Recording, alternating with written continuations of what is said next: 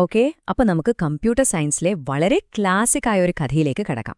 ഒറ്റ നോട്ടത്തിൽ ഇതൊരു സിമ്പിൾ കഥയാണെന്ന് തോന്നാമെങ്കിലും കമ്പ്യൂട്ടർ സിസ്റ്റങ്ങളെ മൊത്തത്തിൽ പണിമുടക്കിക്കാൻ കഴിവുള്ള ഒരു വലിയ പ്രശ്നമാണ് ഇതിന്റെ കാതൽ. അതാണ് ഡൈനിങ് ഫിലോസഫേഴ്സ് പ്രോബ്ലം. 5 തത്വചിന്തകൾ, ഒരു മേശ, ഒരു വലിയ പാത്രം നിറയെ ഭക്ഷണം. ഇതിലിപ്പോ എന്ത് തെറ്റാനാണ്, അല്ലേ? പക്ഷേ സംഭവം അത്ര സിമ്പിളല്ല. ഈ ഒരു സീനില്ലേ, ഇത് കമ്പ്യൂട്ടർ സിസ്റ്റങ്ങളിലെ ഏറ്റവും വലിയ തലവേദനകളിൽ ഒന്നായ ഡെഡ്ലോക്ക് എന്ന അവസ്ഥയെപ്പറ്റിയാണ് പറയുന്നത്. അപ്പോ എന്താണീ കഥ എന്ന് നമുക്ക് വിശദമായിട്ട് നോക്കാം. അപ്പോ 1-ാം രംഗം, ഒരു അത്താഴവിരുന്ന്. ഇവിടെയാണ് നമ്മുടെ കഥ തുടങ്ങുന്നത്. ഈ ഫിലോസഫേഴ്സിന്റെ ലോകം എത്ര സിമ്പിളാണെന്നും അവരുടെ നിയമങ്ങൾ എത്രത്തോളം ലളിതമാണെന്നും നമുക്കൊന്ന് നോക്കാം. ഒന്ന് സങ്കൽപ്പിച്ചു നോക്കൂ, ഒരു വട്ടമേശ, അതിനു ചുറ്റും 5 ഫിലോസഫേഴ്സ് ഇരിക്കുന്നു. അവരുടെ നടുക്ക് ഒരു വലിയ പാത്രത്തിൽ നിറയെ ഭക്ഷണം. പക്ഷെ ഒരു ട്വിസ്റ്റുണ്ട്. ആകെ 5 ചോപ്സ്റ്റിക്കുകളെ അവിടെ ഉള്ളൂ. ഓരോരുത്തരുടെയും ഇടയിലായി ഓരോന്ന് വെച്ചിട്ടുണ്ട്. ഇനി വിശപ്പടയ്ക്കണമെങ്കിൽ ഓരോ ആൾക്കും അവരുടെ ഇടത്തും വലത്തുമുള്ള 2 ചോപ്സ്റ്റിക്കുകളും കയ്യിൽ കിട്ടണം. ഇതാണ് അവിടുത്തെ ബേസിക് റൂൾ. അവരുടെ ജീവിതത്തിന് ഒരു പ്രത്യേക താളമുണ്ട്. ഒന്നെങ്കിൽ അവർ ഭയങ്കര ഡീപ്പായിട്ട് എന്തെങ്കിലും ചിന്തിച്ചുകൊണ്ടിരിക്കും, അല്ലെങ്കിൽ ഭക്ഷണം കഴിക്കും. വിശപ്പ് വരുമ്പോ 2 ചോപ്സ്റ്റിക്കും എടുക്കുന്നു, കഴിക്കുന്നു, തിരികെ വയ്ക്കുന്നു, എന്നിട്ട് വീണ്ടും ചിന്തയിലേക്ക്. എല്ലാം ഒരു കുഴപ്പവുമില്ലാതെ മുന്നോട്ടു പോകുന്നു, അല്ലേ? അതാണോ സംഭവം? ഇനി നമുക്ക് 2-ാം രംഗത്തിലേക്ക് പോകാം, സ്തംഭനാവസ്ഥ. ഇവിടെയാണ് കാര്യങ്ങൾ ആകെ കുഴപ്പത്തിലാകുന്നത്. വളരെ ലോജിക്കലായി തോന്നുന്ന ചില കാര്യങ്ങൾ എങ്ങനെ ഒരു വലിയ പ്രതിസന്ധിയിലേക്ക് നയിക്കുന്നുവെന്ന് നമുക്ക് കാണാം. ഇവിടെയാണ് ആ ദുരന്തം സംഭവിക്കാൻ പോകുന്നത്.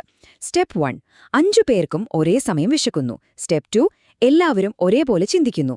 ആദ്യം എന്റെ ഇടതുവശത്തുള്ള ചോപ്സ്റ്റിക് എടുക്കാം. അങ്ങനെ എല്ലാവരും അത് കയ്യിലെടുക്കുന്നു. സ്റ്റെപ്പ് 3, അപ്പൊ എന്തുപറ്റി? 5 ചോപ്സ്റ്റിക്കുകളും ഇപ്പോൾ ഓരോരുത്തരുടെ കയ്യിലായി. ഇനി സ്റ്റെപ്പ് 4, എല്ലാവരും വലതുവശത്തുള്ള ചോപ്സ്റ്റിക്കിനായി കൈ നീട്ടുന്നു. പക്ഷേ അവിടെ എന്താ സംഭവിക്കുന്നത്? അവിടെ അവർ കാത്തിരിക്കുകയാണ്, അനന്തമായി. ഇതാണ് ആ സ്തംഭനാവസ്ഥ. ഒരാൾക്കും മുന്നോട്ടു പോകാൻ പറ്റുന്നില്ല. കാരണം എല്ലാവരും മറ്റൊരാളുടെ കയ്യിലുള്ള ഒരു സാധനത്തിനു വേണ്ടി കാത്തിരിക്കുകയാണ്, ഒരു വിഷമവൃത്തത്തിൽ പെട്ടതുപോലെ. കമ്പ്യൂട്ടർ സയൻസിൽ ഈ ഒരു അവസ്ഥയ്ക്കൊരു പേരുണ്ട്. അതാണ് ഡെഡ്ലോക്ക്. അതായത് ഒരു കൂട്ടം പ്രോഗ്രാമുകളോ പ്രോസസ്സുകളോ ഓരോന്നും മറ്റൊന്ന് കയ്യിൽ വെച്ചിരിക്കുന്ന ഒരു റിസോഴ്സിനു വേണ്ടി കാത്തിരിക്കുമ്പോൾ സിസ്റ്റം മൊത്തത്തിൽ നിശ്ചലമാകും. ഒന്നും നടക്കില്ല. അതാണ് ഡെഡ്ലോക്ക്. ഈ ഡെഡ്ലോക്ക് എന്ന് പറയുന്നത് വെറുതെ ഒരു ആക്സിഡന്റ് അല്ല. അതിന് കൃത്യമായ 4 കാരണങ്ങൾ ഒത്തുവരണം. ഒന്നാമത്തേത് മ്യൂച്വൽ എക്സ്ക്ലൂഷൻ. അതായത് ഒരു ചോപ്സ്റ്റിക്ക് ഒരു സമയം ഒരാൾക്ക് മാത്രമേ ഉപയോഗിക്കാൻ പറ്റൂ. രണ്ടാമത്തേത് ഹോൾഡ് ആൻഡ് വെയിറ്റ്. ഒരു ചോപ്സ്റ്റിക്ക് കയ്യിൽ വെച്ചുകൊണ്ട് മറ്റൊന്നിനു വേണ്ടി കാത്തിരിക്കുക. മൂന്നാമത്തേത് നോ പ്രിയംഷൻ. മറ്റൊരാളുടെ കയ്യിൽ നിന്ന് നമുക്ക് ചോപ്സ്റ്റിക്ക് തട്ടിപ്പറിക്കാൻ പറ്റില്ല. പിന്നെ ഏറ്റവും പ്രധാനപ്പെട്ടത് സർക്കുലർ വെയിറ്റ്. അതായത് ഫിലോസഫർ 1 2 വേണ്ടി കാത്തിരിക്കുന്നു, 2 3 വേണ്ടി, അങ്ങനെ പോയി അവസാനത്തെയാൾ ആദ്യത്തെ ആൾക്ക് വേണ്ടി കാത്തിരിക്കുന്നു. ഒരു സർക്കിൾ പോലെ. ഈ 4 കാര്യങ്ങളും ഒരുമിക്കുമ്പോഴാണ് പണി കിട്ടുന്നത്. ഓക്കെ, അപ്പൊ രംഗം 3, പ്രതിവിധി. ഈ ഒരു സ്തംഭനാവസ്ഥ നമുക്കെങ്ങനെ തകർക്കാൻ പറ്റും? ഭാഗ്യത്തിന് ഈ കുരുക്കഴിക്കാൻ ചില അടിപൊളി വഴികളുണ്ട്. അവ എന്തൊക്കെയാണെന്ന് നമുക്ക് നോക്കാം. ഈ പ്രശ്നം പരിഹരിക്കാൻ നമുക്ക് പല വഴികളുണ്ട്. ഒരൈഡിയ മേശയിലെ ആളുകളുടെ എണ്ണം കുറയ്ക്കുന്നതാണ്. അതായത് 5 പേർക്ക് പകരം 4 പേരെ മാത്രം ഒരേ സമയം ഇരുത്തുക. അല്ലെങ്കിൽ വേറൊരു വഴി, 2 ചോപ്സ്റ്റിക്കുകളും ഫ്രീ ആണെങ്കിൽ മാത്രമേ അവ എടുക്കാൻ പാടുള്ളൂ എന്നൊരു റൂൾ കൊണ്ടുവരാം. ഇനി ഇതൊന്നുമല്ലെങ്കിൽ ഒരു ചെറിയ മാറ്റം വരുത്താം. അതായത് ഒരാളുടെ മാത്രം നിയമത്തിൽ ഒരു വ്യത്യാസം വരുത്തുക. ഇതിലെ ഏറ്റവും എലഗന്റ് ആയിട്ടുള്ള ഒരു സൊല്യൂഷൻ എന്താണെന്നറിയോ? ആ സർക്കുലർ വെയിറ്റ്, അതായത് ആ ചാക്രികമായ കാത്തിരിപ്പ് അങ്ങ് ഇല്ലാതാക്കുക. എങ്ങനെയാണ് ഒരു ചെറിയ മാറ്റത്തിലൂടെ ആ ഒരു വലിയ പ്രശ്നം പരിഹരിക്കുന്നതെന്ന് നോക്കാം. ഇവിടെയാണ് ആ മാജിക്. നോക്കൂ, ബാക്കി 4 പേരും ആദ്യം അവരുടെ ഇടതുവശത്തുള്ള ചോപ്സ്റ്റിക് എടുക്കുമ്പോൾ നമ്മുടെ 5ാമത്തെ ഫിലോസഫർ മാത്രം ആദ്യം വലതുവശത്തുള്ള ചോപ്സ്റ്റിക് എടുക്കുന്നു. കണ്ടോ? ഈ ഒരൊറ്റ നിയമമാറ്റം മതി ആ സർക്കുലർ വെയിറ്റിന്റെ ചെയിൻ ബ്രേക്ക് ചെയ്യാൻ. അതോടെ സിസ്റ്റം വീണ്ടും സ്മൂത്തായിട്ട് ഓടാൻ തുടങ്ങും. എത്ര സിമ്പിൾ അല്ലേ? അപ്പോ ഇതൊരു വെറും കെട്ടുകഥയല്ല.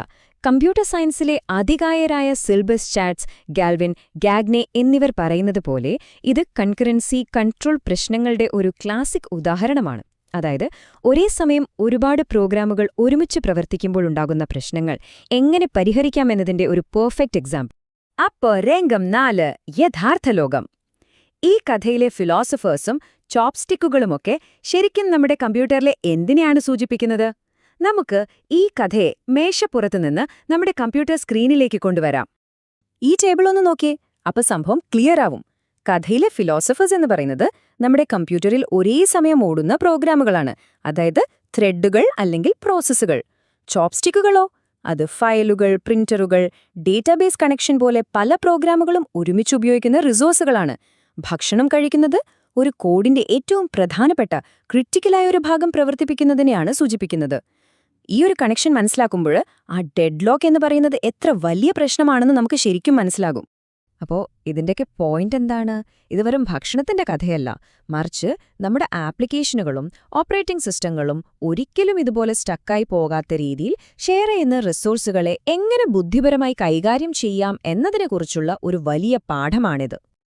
ഒന്ന് ഓർത്തു നോക്കൂ, ഡെഡ്ലോക്ക് ഉണ്ടാവാൻ കാരണമായ ആ 4 വ്യവസ്ഥകളിൽ ഒരെണ്ണം മാത്രം, നമ്മുടെ ഈ കേസിൽ ആ സർക്കുലർ വെയിറ്റ്, അതങ്ങ് മാറ്റിയപ്പോൾ തന്നെ ആ മുഴുവൻ പ്രശ്നവും സോൾവായി. അപ്പോ ഈ ചോദ്യം നിങ്ങൾക്കുള്ളതാണ്. ഈ ഒരു സിമ്പിൾ കഥയിലെ ഒരൊറ്റ നിയമമാറ്റം കൊണ്ട് ഇത്രയും വലിയൊരു ഡെഡ്ലോക്ക് പ്രശ്നം പരിഹരിക്കാൻ പറ്റി. അങ്ങനെയെങ്കിൽ നമ്മൾ പരിഹരിക്കാനേ പറ്റില്ല എന്ന് വിചാരിക്കുന്ന വേറെ എത്രയെത്ര പ്രശ്നങ്ങളാണ് ഇതുപോലൊരു ചെറിയ ബുദ്ധിപരമായൊരു മാറ്റത്തിനായി കാത്തിരിക്കുന്നത്?